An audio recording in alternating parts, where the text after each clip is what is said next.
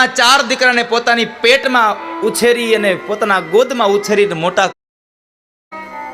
એક માં પોતાના 4 દીકરાઓને પોતાના પેટની અંદર રાખી અને એની ગોદમાં રાખીને મોટા કરે છે, પણ અત્યારના 4 દીકરાઓ પોતાના મા બાપને પોતાના ફ્લેટમાં નથી રાખી શકતા સાહેબ, મા એને પેટમાં રાખે છે. દુનિયાનો કોઈ પણ વ્યક્તિ એકબીજાથી મોઢું ફેરવી શકે, પણ આ દુનિયાનું એકમાત્ર પ્રેમની મૂર્તિ એટલે માં ક્યારેય મોઢું ન ફેરવી શકે. દીકરો કદાચ ગમે તેટલો ખરાબ કામ કરે, દીકરો કદાચ માને ગમે તેવા વેણ બોલે, પણ એ માને એ દીકરા પ્રત્યેનો પ્રેમ કોઈ દી ઓછો ન થાય.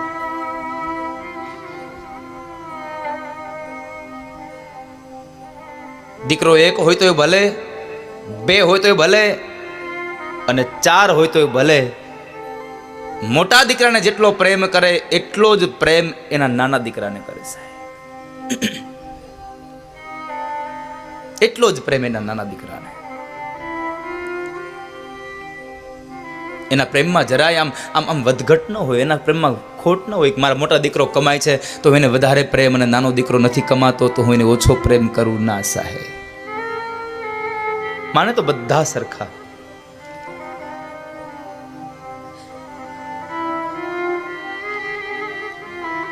પણ વેદના તો એવી છે કે સમય પરિવર્તન થયો છે.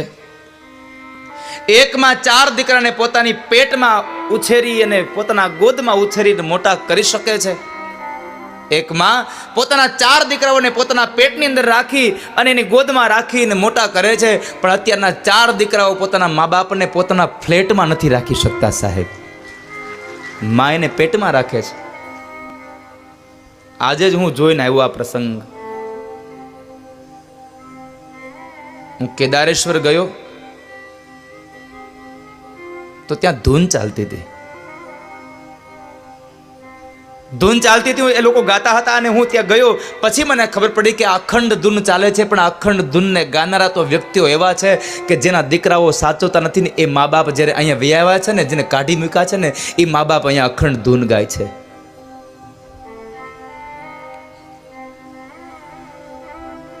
શું કરુણા છે સાહેબ.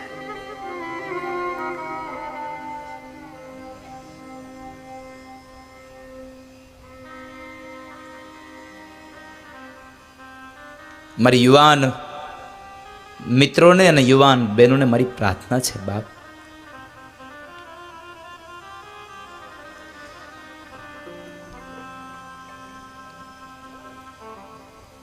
વૃદ્ધ મા બાપને પોતાની સાથે રાખજો.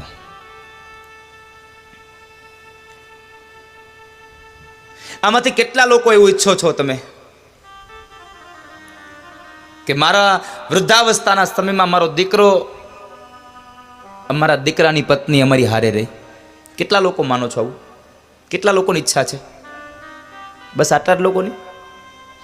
હજી એકવાર પ્રશ્ન કરું, લગ્ન થયા પછી દીકરો અને દીકરાની પત્ની એ બે આપણી સાથે રહે એવું કેટલા લોકો ઈચ્છો છો? બાકીના બધા વૃદ્ધાશ્રમમાં મૂકી આવવાના છો?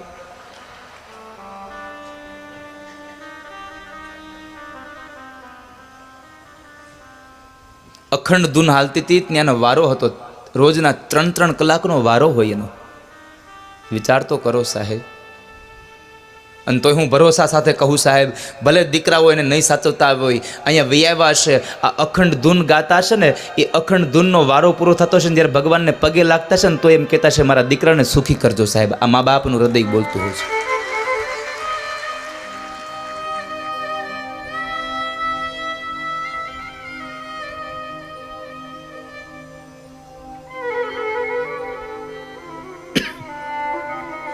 મા બાપ તો અદ્ભુત પાત્ર છે સાહેબ. માંથી દીકરો જ્યારે જુદો થાય, માંથી એનું સંતાન જ્યારે જુદું થાય, ત્યારે કોઈ દિવસ માની વેદનાને જાણજો, ખબર પડશે કે માને કેટલી વેદના હોય છે.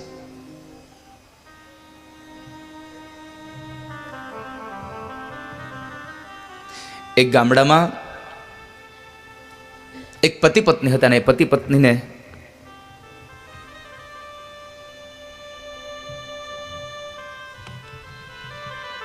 એક 7 વર્ષનું 8 વર્ષનું બાળક હતું.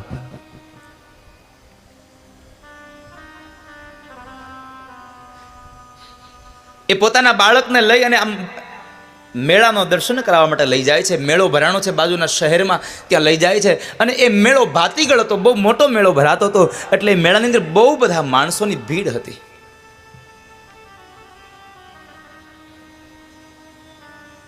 ઘણા બધા માણસોની ભીડ હતી.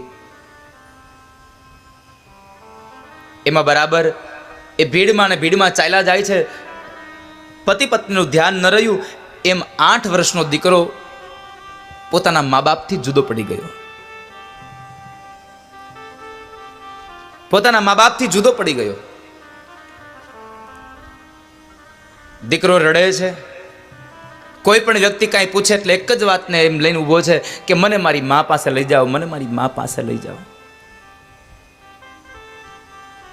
આ બાજુ પત્નીને ખબર પડી એટલે પત્નીને પણ ખબર પડી કે મારો દીકરો મારાથી ખોવાઈ ગયો છે. એટલે આટલી મોટી જનમેદનીમાં મારો દીકરો ક્યાં ગયો છે કોને ખબર. એટલે એ જનેતા પણ ચોધાર અશ્રુએ રડે છે. આંખમાંથી અશ્રુની ધારા વહે છે.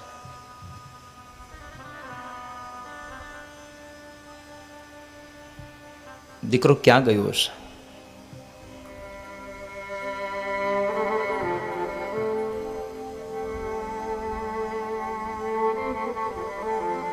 એક કલાક, 2 કલાક, 3 કલાક, આમ 3-4 કલાક સુધી દીકરાને શોધ્યો પણ દીકરો મળ્યો નહીં ને તો માં રડી રડી અને સાવ ગાંડી થઈ ગઈ, ઘેલી થઈ.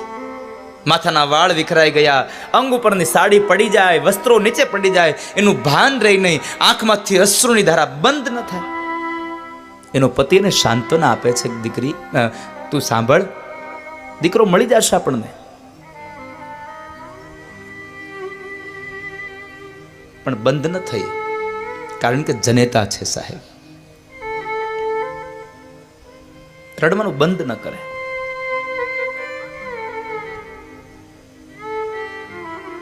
ખૂબ રડે છે. કોઈકે કહ્યું કે કામ કરો,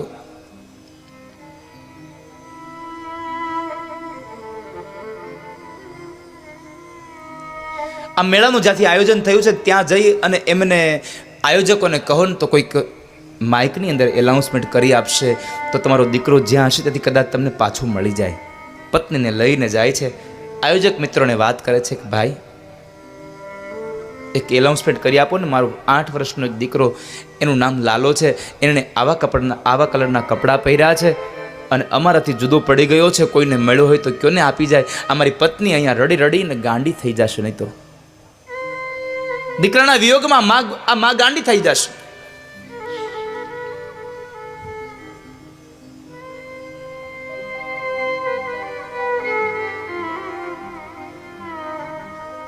એનાઉન્સમેન્ટ કરી આપ્યું. 1 કલાક થઈ.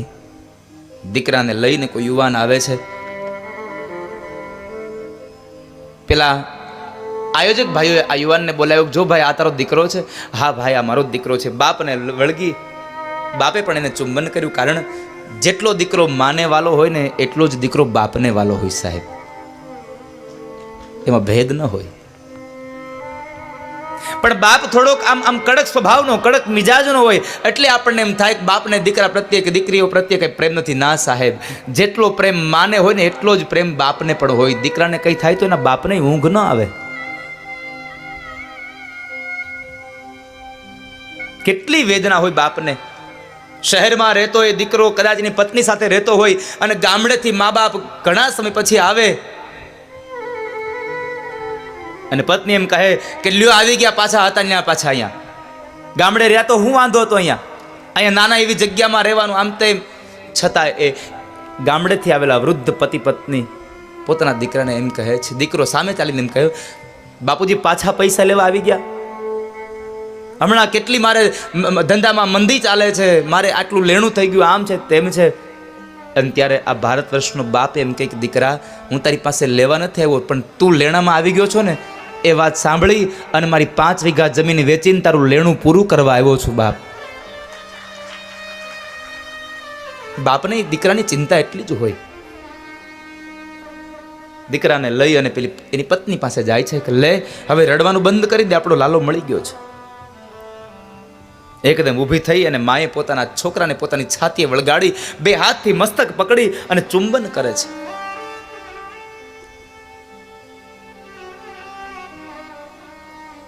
દીકરાએ માને બથ ભરી ગયો છે.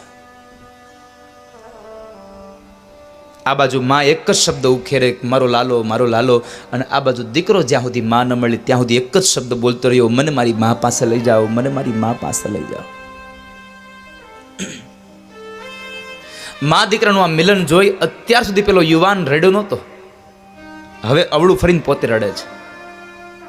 એની પત્ની ઊભા થઈને કહે છે કે તમે હવે શું કામ રડો છો? આપણો દીકરો તો આપણને મળી ગયો, હવે તમે ના રડો, હવે તમે દુઃખી ન થાવ. અને ત્યારે પેલો યુવાન કહે છે કે દીકરો મળી ગયો એનું મને દુઃખ નથી, મને તારી દશા જોઈને રડવું આવી ગયું છે. 8 વર્ષનો દીકરો તારાથી 5 કલાક અળગો થયો, કેટલી ગાંડી થઈ ગઈ. કદાચ દીકરો ન મળ્યો હોત તો તું પાગલ થઈ જાત, તને તારા દેહનું ભાન ન રહે. એટલે મને તારી દશા જોઈને એટલે રડવું આવે છે કે 8 વર્ષનો દીકરો તારાથી 5 કલાક અળગો થયો ને તારી આ દશા થઈ, તો તું ખાલી એટલો વિચાર કર, મારી માએ મને 25 વર્ષનો કરીને મોટો કર્યો હતો અને આ 10 વર્ષથી તે મને મારી માથી નોખો કર્યો છે. મારી માં કેમ જીવતી હશે મને જોયા વગર?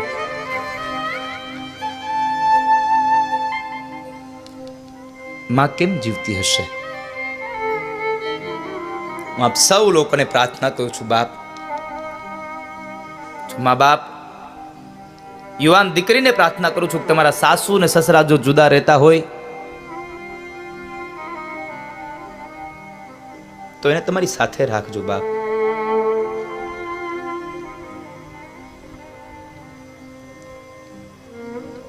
એને શું તમારા માટે નથી કર્યું?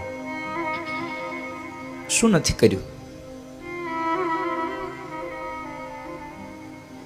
પેટે પાટા બાંધી બાંધીને એને આપણને સાહેબ મોટા કર્યા હોય, આપણી એક એક ઈચ્છાઓ પૂરી કરી હોય. આજે જગદીશભાઈ બે ભાઈઓને ભરોસા સાથે કહું કે તમે આ કથા કરીને જેટલા રાજી થયા હશો ને એના કરતા વિશેષ આ તમારી માં રાજી થઈ હશે, અને એના કરતા વિશેષ તમારા દિવંગત એ પિતાશ્રી રાજી થયા હશે કે મારા દીકરાઓએ મારું સપનું સાકાર કર્યું છે. એક મારી ઈચ્છા અધૂરી રહી અને મારા દીકરાઓએ મારી ઈચ્છાને પણ સંપન્ન કરવાના પ્રયત્નો કર્યા છે.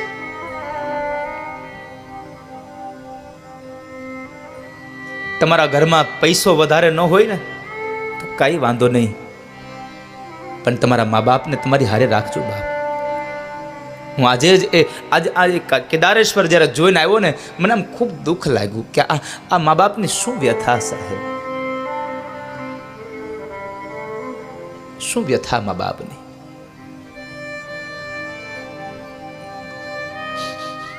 અને પૈસા કદાચ ગમે તેટલા કમાવ પણ તમારા મા બાપ જો રાજી ન થાય તો શું કામના પૈસા? એટલે મારો પુનિત મહારાજ કહે છે, લાખો કમાતા હો ભલે પણ મા બાપ જે ના નો ઠર્યા, લાખો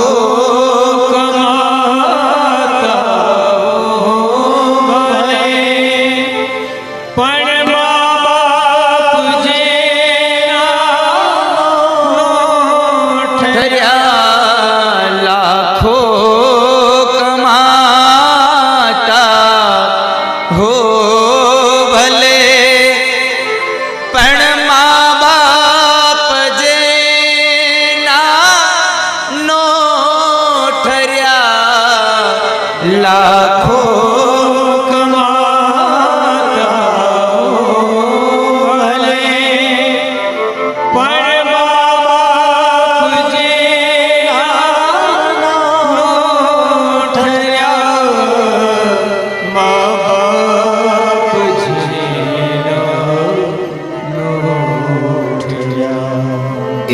લાખ નહીં પણ રાખ છે એ માનવું ભૂલશો નહીં, ભૂલો ભલે બીજું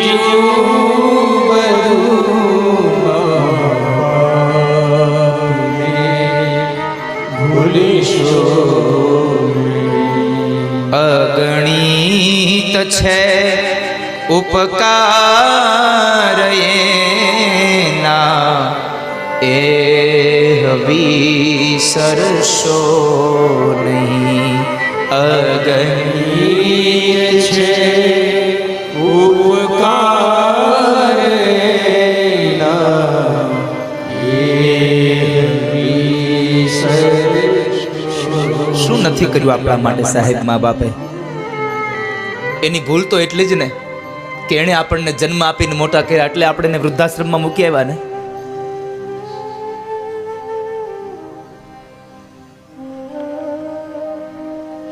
પણ અમારો પુનિત મહારાજ બહુ સુંદર કહે છે, સંતાનથી સેવા ચહો, સંતાન છો સેવા કરો, સંતાનથી સેવા ચહો, સંતાન છો સેવા કરો, સંતાનથી સેવા ચહો, સંતાન છો સેવા કરો, સંતાનથી સેવા ચહો, સંતાન છો સેવા કરો, સંતાન છો સેવા કરો. જેવું કરો એવું ભરો, એ ભાવના ભૂલશો નહીં. જેવું કરો તેવું ભરો, એ ભાવના ભૂલશો નહીં. મોઢેથી બોલું માં મને હાચય બાળપણ સાંભળે, પછી મોટપની બધી મજા કડવી લાગે. કાગડા અગણિત છે ઉપકાર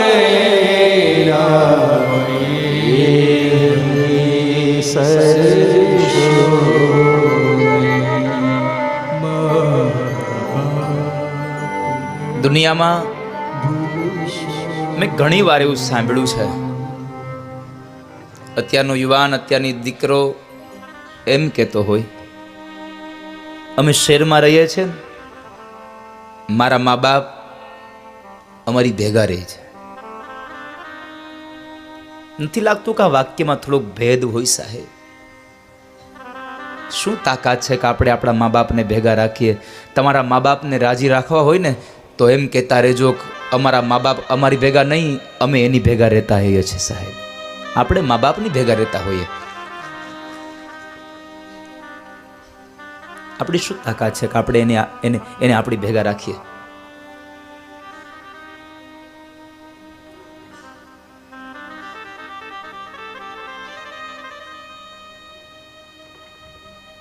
લાખો લડાવ્યા લાડ તમને, કોડ સૌ પૂરા કર્યા, એ કોડના પુરનારના કોડ પૂરવા ભૂલશો નહીં.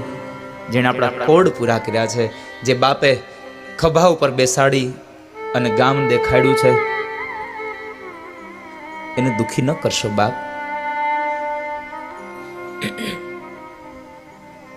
બાપ એ તો બાપ હોય છે, માં એ માં હોય છે. માં તો બહુ અદ્ભુત પાત્ર છે.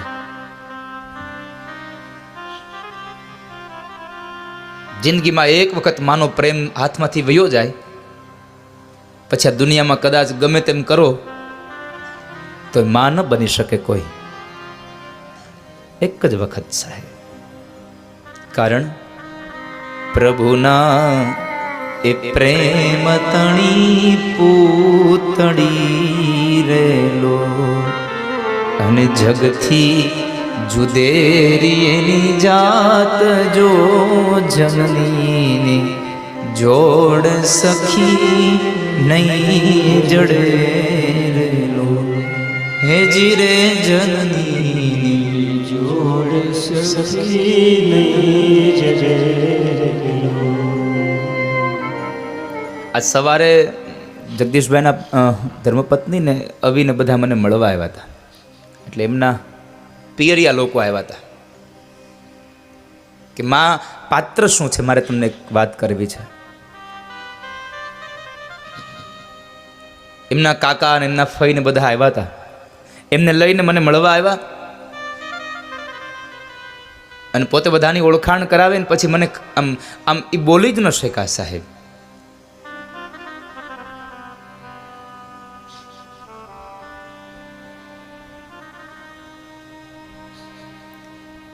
કારણ મેં પૂછ્યું દુઃખી શું કામ થાવ છો? તો કહે છે દાદા મારે માં નથી અને પિતાશ્રીએ દીક્ષા લીધી છે.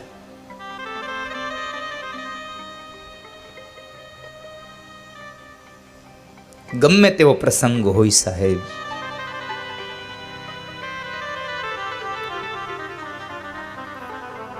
આ એમના શબ્દો છે. આવડો મોટો પ્રસંગ છે તો એ નથી તો મને લાગે ને થોડુંક મારા મા બાપ નથી મારે ત્યાં છે.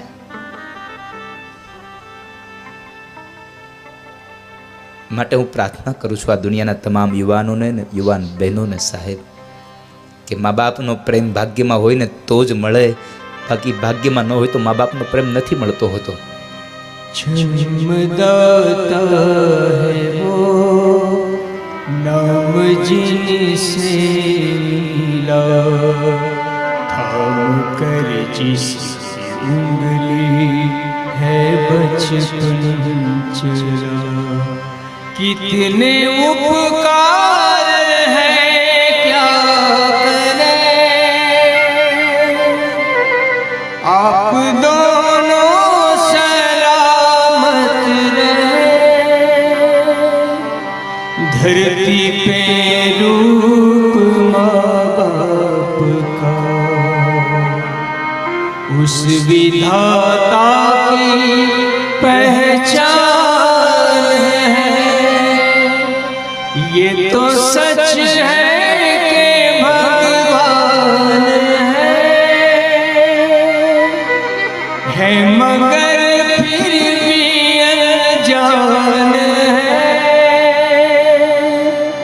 धरती पे रूप माँ बाप का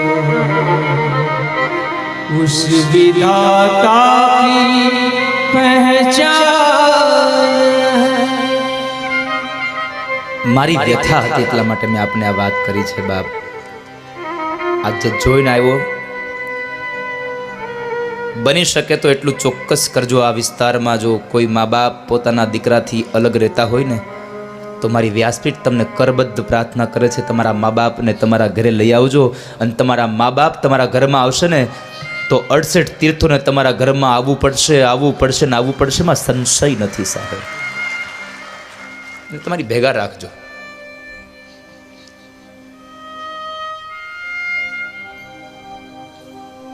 કારણ કે એક નાનું એવું વાક્ય છે કે ભગવાનને ભજશો તો મા બાપ નહીં મળે, પણ મા બાપની સેવા કરો ભગવાનને ભજવાની જરૂર નહીં પડે સાહેબ. મા બાપની સેવા કરો.